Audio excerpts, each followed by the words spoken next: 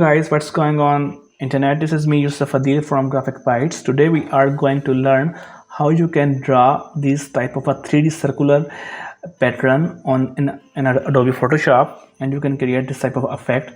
So then you can do this by just installing one brush of the Photoshop, and I will give this link of the brush in the description, so then you can get that link and then you can download that brush and you can install. In the previous video I will show the link, so then where I just show you how you can download and install the brush in Adobe Photoshop. Okay, so let's start by this tutorial.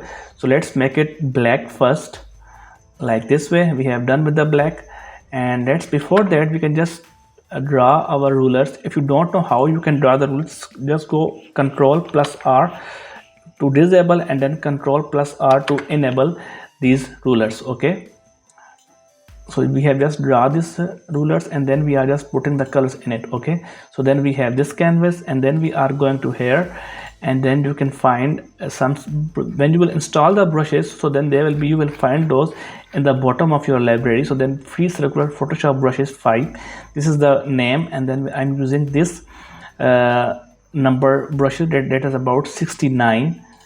Okay, so let's draw these brushes, and here we can make the color little bit, you can say that neon, so it can be visible and more impactful on the black.